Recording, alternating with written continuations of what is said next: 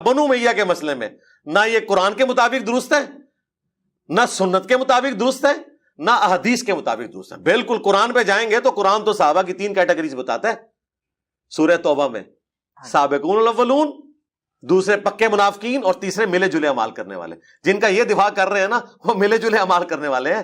اور رضی اللہ عنہ پہ گئے تو وہ صلح حدیبیہ کے صاحب کے بارے میں ہے، اور جو کیٹاگوریکلی آیا وہ بھی ہے جو احسان کے ساتھ ان کی پیروی کریں گے، ان کے لیے. جو احسان کے بغیر کریں گے تو وہ تو چھوڑ دیں، پھر بات کہاں جائے گی. تو بنو امیہ کے مسئلے میں یہ غلط ہے. مجھے آج یہ بتائیے گا، آپ کے قرآن مجید کا جب ہم مطالعہ کرتے ہیں تو وہ خود صراحت سے بتاتا ہے کہ رسالت پاک صلی اللہ علیہ وسلم کے ساتھ جو آپ کے ساتھی، آپ کے انصار، آپ کے مہاجرین، آپ کے صحابہ میں موجود تھے، ان میں 3 گروہ ہیں، 3 کیٹیگریز ہیں. ایک وہ گروہ ہے جو سابقون الاولون کا ہے، ایک وہ ہے کہ جن کے اعمال ملے جلے ہیں، ان کا فیصلہ اللہ تعالیٰ کریں گے، اور ایک وہ ہیں کہ جن کے بارے میں خود قرآن مجید نے صراحت کی ہے کہ ان کے ہاں نفاق کا مرض پایا جاتا ہے، وہ ریشہ دوانیوں میں مصروف عمل رہے، رسالت پاک صلی اللہ علیہ وسلم کے مشن کے خاتمے میں بھی مزاحم تھے. یہ ساری کیٹیگریز ہمیں ملتی ہیں. آپ کے اس پورے تجزیے پہ سوال یہ ہے کہ اگر سیدنا علی اور سیدنا امیر معاویہ کے درمیان تنازع ہوا، جنگیں ہوئیں، صحابہ شہید ہوئے، آپ نے دونوں فریقین کی جگہ پہ کھڑے ہو کے ان کے پرسپیکٹو سمجھائے، تو پھر یہ جو 3 کیٹیگریز ہیں یہ بھی تو پائی جاتی ہیں. یعنی معاملے کو اتنی سادگی سے دیکھ لینا کہ جی ہر ایک کا اپنا ایک سیاسی موقف تھا، اس کے نتیجے میں اس نے ایک اقدام کیا. منافقین بھی موجود ہیں، وہ لوگ بھی موجود ہیں جن کے یہاں دونوں شیڈز پائے جاتے ہیں. تو آپ کی پوری گفتگو میں یہ صحابہ اکرام کے اندر جو لوگ موجود تھے، ان کے محرکات، ان کیٹیگریز کا اطلاق کیوں سامنے نہیں آیا؟ میں اللہ تعالیٰ سے وہ علم کہاں سے پاؤں کہ جس سے مجھے معلوم ہو جائے کہ کون منافق ہے؟ یہ بات تو قیامت ہی میں طے ہوگی. یعنی اللہ تعالیٰ ہی بتائیں گے، دلوں کے حال وہی جانتے ہیں. مجھے تو یہی تعلیم دی گئی ہے کہ مجھے ظاہر کی بنیاد پر حکم لگانا ہے. میں قول دیکھوں گا، میں فعل دیکھوں گا. اور مجھے یہ تاکید کی گئی ہے سورہ حجرات میں کہ میں کسی مسلمان کے بارے میں بدزنی کا طریقہ اختیار نہ کروں، میں کسی پر تہمت نہ لگاؤں. میں اس کے اعمال افعال کا جائزہ لیتے وقت ہر لحاظ سے یہ دیکھنے کی صحیح کروں کہ کیا اس کی کوئی بہتر توجیہ ہو سکتی ہے. اس کے بعد کوئی بات مجھے کہنی ہے تو کہوں. میری ذمہ داری تو یہ ہے. یعنی میں کیا نفاق کی سزا بیان کروں گا، نفاق کا حکم لگاؤں گا، میں ایک فہرست بناؤں گا جس میں یہ بتاؤں گا کہ فلاں فلاں صحابہ منافقین تھے، اور مجھے یہ بتائیے کہ اس کے لیے وہ کیا معیار ہوگا کہ جس پر میں یہ فیصلہ سنانا شروع کر دوں، اور نتیجے کے طور پر ہو سکتا ہے کہ کوئی دوسرا آدمی میری فہرست سے اختلاف کر کے میرے محبوب ترین صحابہ کے بارے میں یہی بات کہہ دے. بہت اہم بات ہے. اور ہم یہ جانتے ہیں کہ جن لوگوں نے اس بات کو اس طرح سے اطلاق کرنے کی صحیح کی ہے، ان میں پھر کیا صورتحال ہوئی. تیرے نشتر کی زد شریانے کیسے ناتواں تک ہے. پھر سیدنا ابو بکر عمر جیسے لوگ بھی ان کی تیر اندازی سے بچ نہیں سکے. تو اس لیے اللہ تعالیٰ نے ہمیں عام حالات میں بھی اس سے روک دیا ہے. اس وقت بھی دسیوں لوگ ہوں گے جو ہو سکتا ہے کہ دین کے ساتھ حقیقی محبت نہ رکھتے ہوں. ممکن ہے ہمارے اعزاء اقربا میں ایسے لوگ ہوں جو ہمارے ساتھ حقیقی محبت نہ رکھتے ہوں. ہمیں یہ تعلیم دی گئی ہے کہ ہم ہر شخص کے قول کو دیکھیں گے، اس کے فعل کو دیکھیں گے، اور قول اور فعل کی بنیاد پر فیصلہ کریں گے کہ یہ قول صحیح ہے، یہ فعل صحیح ہے، یہ قول غلط ہے، یہ فعل غلط ہے. اس کے لیے ہمارے پاس واضح معیارات ہیں. لوگوں کے باطن میں جھانکنا یہ ہمارا کام نہیں ہے. اس کا فیصلہ قیامت میں ہوگا. ٹھیک، لیکن یہ بات تو ہم تسلیم کریں گے نا کہ جب اللہ تعالیٰ خود پوائنٹ آؤٹ کر رہے ہیں کہ اس سوسائٹی، اس سماج میں یہ 3 گروہ موجود ہیں، اور کچھ ہمیں نتائج نظر آتے ہیں، کشمکش نظر آتی ہے، قتل و غارت گری بھی نظر آتی ہے، تو عقل تو یہی کہتی ہے نا کہ وہاں پر اس طرح کا معاملہ بھی ہوا ہوگا. یعنی خالص سیاسی نقطہ نظر سے دونوں طرف لوگ نہیں کھڑے ہوئے، بلکہ کچھ نہ کچھ جب منافقین موجود ہیں تو پھر عقل کا یہ تقاضا ہے کہ یہ جو کچھ مسلمانوں کی یہ شرازہ بندی ہوئی اس میں ان کا حصہ ہونا چاہیے. اس میں واقعات کی نوعیتیں بھی 2 ہیں. ایک سیاسی اختلافات ہیں جن میں ہر گروہ کا ایک واضح موقف ہے، اس واضح موقف کو بیان کر رہا ہے، اس کے دلائل دے رہا ہے. اور ایک وہ لوگ ہیں کہ جنہوں نے فتنہ پردازی کی کوشش کی ہے، ان سے بھی ہم واقف ہیں. ہمیں معلوم ہے کہ وہ لوگ بھی مدینے میں تھے جنہوں نے سیدنا عمر کو شہید کرنے کی صحیح کی. وہ لوگ بھی تھے کہ جو کوفے سے، بصرے سے اور خود مدینے سے اٹھے، اور انہوں نے سیدنا عثمان کے معاملے میں وہ اقدام کیا جس سے زیادہ ظالمانہ اقدام دنیا کی سیاسی تاریخ میں کمی ہوا ہوگا. وہ مدینے پر قابض ہو گئے، انہوں نے مسجد نبوی کی حرمت پامال کی، یہاں تک کہ امہات مومنین بھی ان کی دراندازیوں سے نہیں بچ سکیں. یہ صورتحال انہوں نے پیدا کر دیا، اور آخر میں انہوں نے سیدنا عثمان کو شہید کر دیا. تو اگر کسی کا ذہن جانا ہی ہے تو ان فتنہ پردازوں کی طرف جانا چاہیے. کیوں جانا چاہیے؟ اس لیے کہ انہوں نے فتنہ پردازی کی ہے. یہاں پر جو حکم لگایا جا رہا ہے وہ ان کے فعل پر لگایا جا رہا ہے.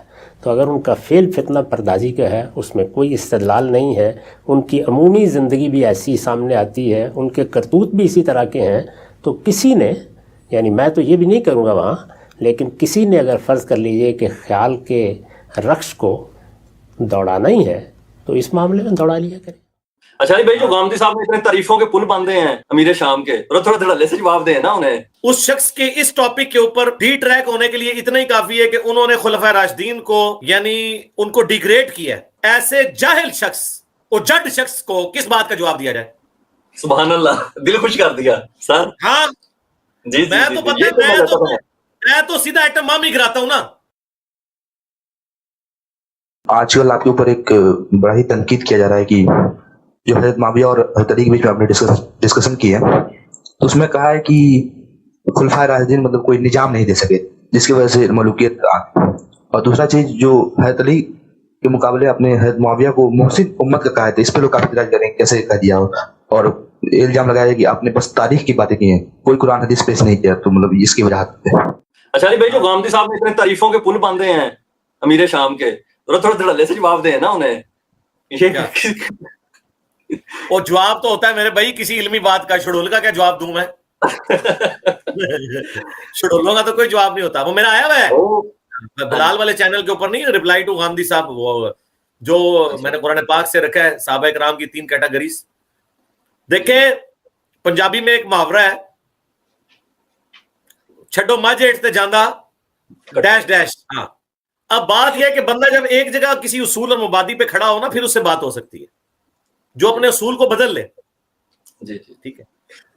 اس شخص کے اس ٹاپک کے اوپر ڈی ٹریک ہونے کے لیے اتنا ہی کافی ہے کہ انہوں نے خلفائے راشدین کو،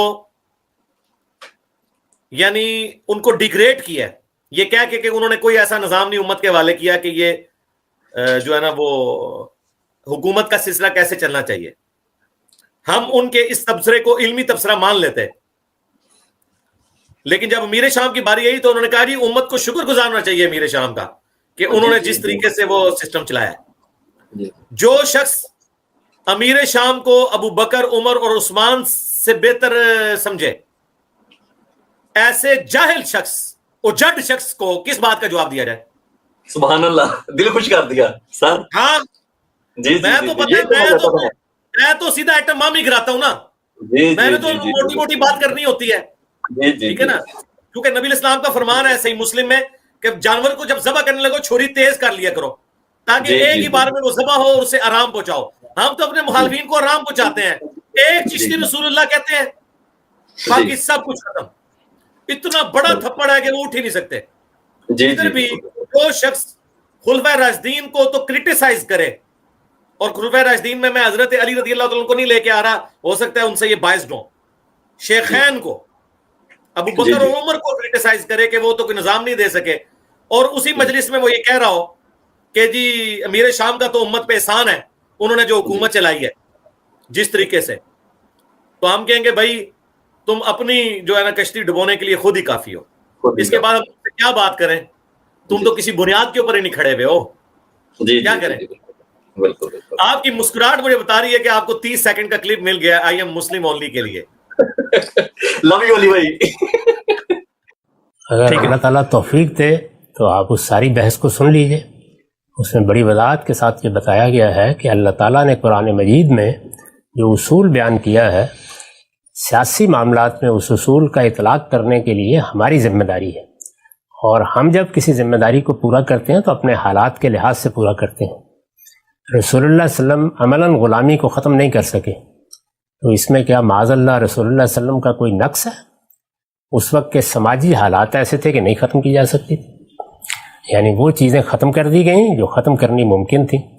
غلام بنانے پر پابندی لگا دی گئی، بتا دیا گیا کہ آئندہ کسی کو غلام نہیں بنایا جائے گا. دین نے اپنا مقصد بیان کر دیا کہ ہر مسلمان کے لیے بڑی نیکی فق و رقبہ ہے، گردنیں چھڑائی جائیں.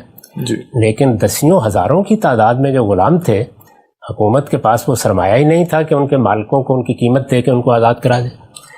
ایسے حالات ہی نہیں تھے کہ ان کے لیے گھروں کا فوراً بندوبست کیا جائے، وہ تو اگلے دن نکال دیے جائیں گے جب آزاد ہوں گے. ان کی معاش کا بندوبست کیا جائے.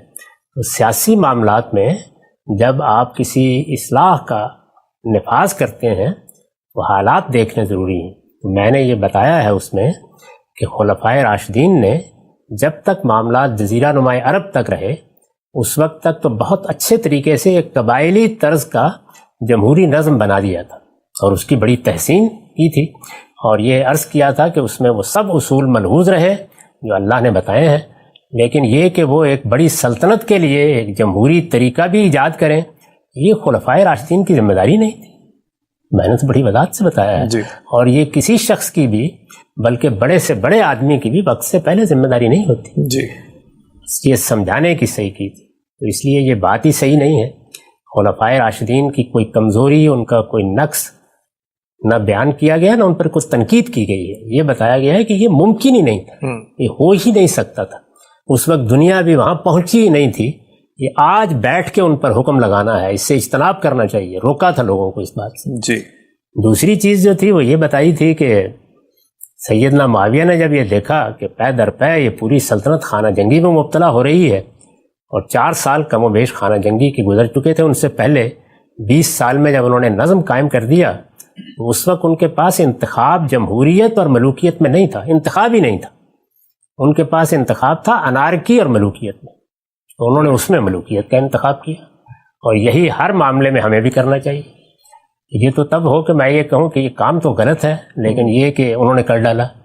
یعنی خلفائے راشدین نے بھی اگر اس طرح کا کوئی نظم نہیں بنایا جو پوری سلطنت میں ایک ایوان نمائندگان بنا سکے، تو یہ تو میرے بھائی میں نے اس پورے لیکچر میں بار بار کہا ہے کہ 1000 سال تک بعد میں پوری دنیا نہیں بنا سکی، ہماری فقہ نہیں بنا سکی، ہمارے بڑے بڑے دانشور نہیں بنا سکے. تو یہ ایسا نہیں ہے کہ میں نے کسی جگہ بھی کہا ہو، دوبارہ سنیے اس کو، کہ یہ ان کی کوئی غلطی تھی یا ان کی کوئی کمزوری تھی. نہیں، جو ان کو حالات میسر تھے اس وقت تک انہوں نے اللہ کے دین کے اصول پر پوری طرح عمل کر کے دکھایا. جب حالات گرفت سے نکل گئے تو اب ایک دوسرا فیصلہ کرنا پڑا. اس وقت چوائس یہ تھا. سیاسی معاملات میں یہ جو آئیڈیلزم ہے مذہبی لوگوں میں پیدا ہو جاتا ہے، یہ میں اس پر کوئی تبصرہ نہیں کرنا چاہتا، لیکن یہ نری رومانویت ہے، اس کی کوئی حقیقت نہیں ہوتی. اس طرح کے یوٹوپیا میں صرف حماقتیں ہوتی ہیں. سیاسی معاملات اور سماجی اور معاشی معاملات میں یہ دیکھا جاتا ہے کہ ممکن صورتیں کیا ہیں، ان میں سے ایک کا انتخاب کیا جاتا ہے ہمیشہ. تو پہلے مرحلے میں جو کچھ انہوں نے کیا وہی ممکن تھا اس وقت، اور دوسرے مرحلے میں معاویہ رضی اللہ عنہ نے جو چوائس کیا، وہ چوائس اگر تو جمہوریت اور ملوکیت میں ہوتا تو پھر ان پر دوش آتا تھا. ان کے پاس یہ دوسرا چوائس موجود ہی نہیں تھا، یعنی ملوکیت اور انارکی کیا انتخاب کرنا ہے. تو مجھے بھی اگر آج یہی صورتحال درپیش ہو تو میں بھی ملوکیت ہی کا انتخاب کروں. تو اس لیے اس میں کسی کی کوئی برائی نہیں بیان کی گئی، کوئی ایسی بات نہیں کی گئی، نہ خلفائے راشدین کا معاویہ رضی اللہ عنہ سے کوئی تقابل کیا گیا ہے، نہ ان کی کوئی غلطی بیان کی گئی ہے. صورتحال کا ادراک کرایا گیا ہے، اور وہ مسلمہ اصولوں کی روشنی میں کرایا گیا ہے. اور قرآن مجید کی اس تعلیم کو واضح کیا گیا ہے کہ قرآن جب کوئی حکم دیتا ہے تو اس پر عمل کے حالات کب سازگار ہوں گے اور کب دنیا کوئی نظام بنائے گی، اس کا فیصلہ کرنا انسانوں کا کام ہے. یہ کبھی سوچنا بھی نہیں چاہیے کہ اللہ تعالیٰ بھی وہ کام کر دیں گے.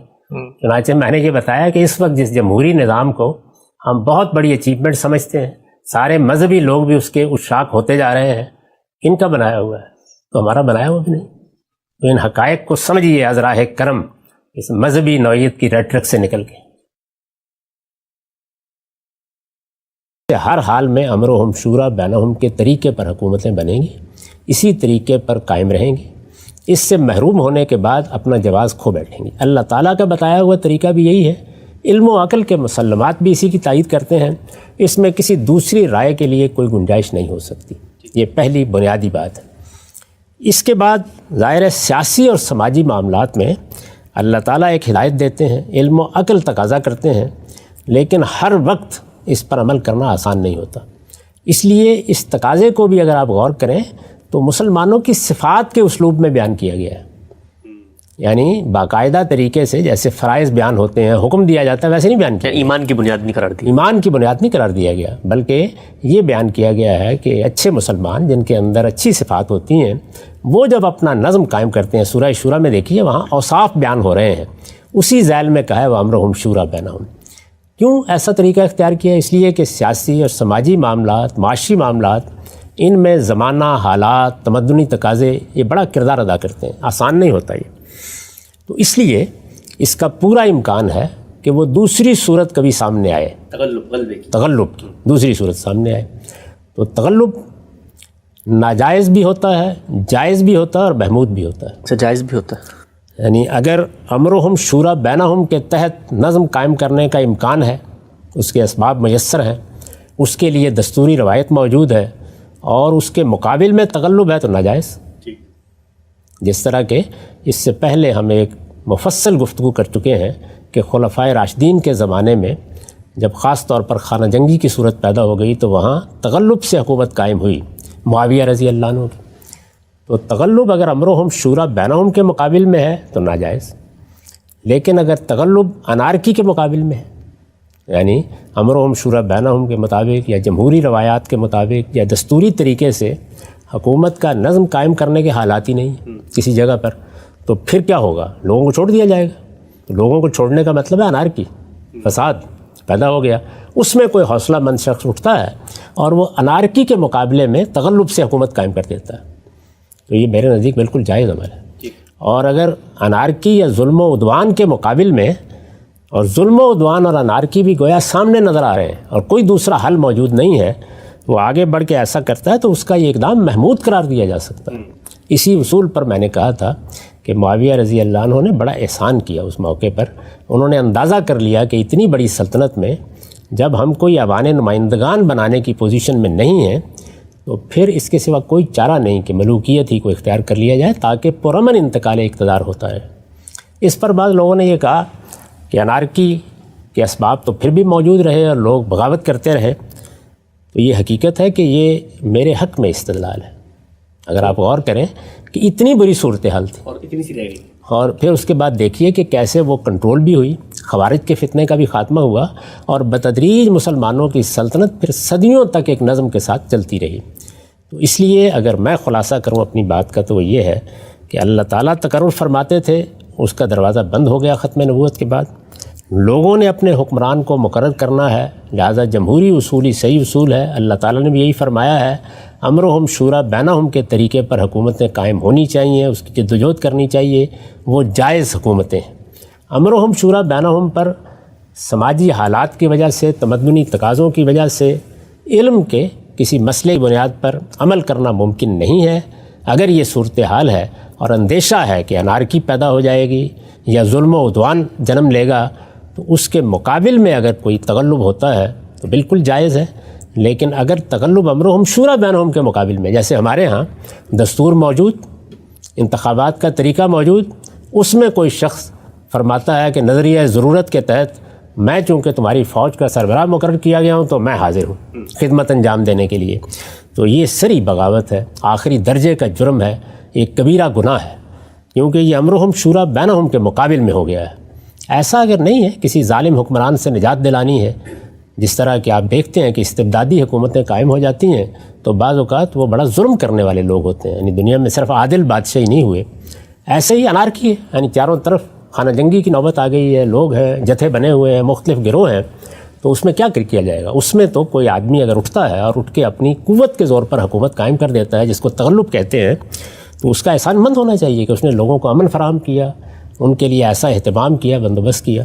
تو اس لیے میرے نزدیک تغلب اس وقت جائز ہوتا ہے جب وہ امرہم شورا بینہم کے خلاف نہ ہو. امرہم شورا بینہم کے خلاف ہے تو ہر تغلب بالکل ایک ناجائز ہے، بلکہ بعض حالات میں جس طرح کہ میں نے عرض کیا وہ کبیرہ گناہ بن جاتا ہے. تاہم اگر ایسی صورت نہیں ہے اور تغلب انارکی کے مقابل میں، یعنی آپ کے پاس انتخاب یہ نہیں ہے کہ ایک طرف امرہم شورا بینہم ہے اور دوسری جانب آپ ملوکیت قائم کر رہے ہیں یا تغلب کی بنیاد پر حکومت قائم کر رہے ہیں، تو آپ ایک ناجائز کام کر رہے ہیں. لیکن اگر دوسری جانب انارکی ہے، ظلم و عدوان ہے، اور کوئی حوصلہ مند شخص اٹھ کر لوگوں کو امن دیتا ہے، ایک باقاعدہ حکومت قائم کرتا ہے، اس کے لیے پرامن انتقال اقتدار کا کوئی بندوبست کرتا ہے، ولی عہدی پرامن انتقال اقتدار کا بندوبست. اس لیے جب وہ اس ذیل میں آتی ہے تو محمود چیز ہے. اسی پر میں نے یہ کہا تھا نا کہ جب آخری مرحلہ آ گیا اور 20 سال کی حکومت کے بعد معاویہ رضی اللہ عنہ دنیا سے حکومت کر کے رخصت ہو رہے تھے تو ان کے سامنے سوال یہ تھا کہ اب کیا امرہم شورا بینہم پر اس بڑی سلطنت میں جو 3 بر اعظموں کو چھو رہی ہے کوئی حکومت قائم کرنا ممکن ہے؟ تو میرے نزدیک کیونکہ اس کا کوئی امکان نہیں تھا، بلکہ بعد کی صدیاں گواہی دیتی ہیں کوئی امکان نہیں تھا، یعنی اس کے حالات پیدا ہی نہیں ہوئے، اور نہ مسلمان اپنے فکر میں پیدا کر سکے. ان کے فقہا بھی اس معاملے میں کوئی رہنمائی نہیں کر سکے، صدیوں تک نہیں کر سکے، بڑی سلطنتوں میں نہیں کر سکے. تو اس میں کسی ایک شخص کو آپ کیا دوش دیں گے؟ ناگزیر تھا ان کے لیے کہ اس موقع پر وہ ولی عہدی کا طریقہ اختیار کریں.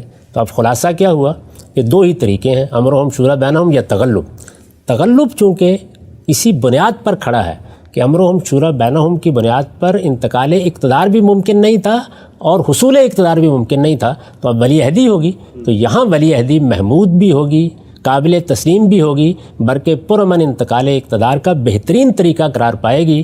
آپ دیکھ رہے ہیں کہ اس وقت اسی طریقے سے انگلستان کا اقتدار منتقل ہو رہا ہے، ولی عہدی کے طریقے پہ منتقل ہو رہا ہے.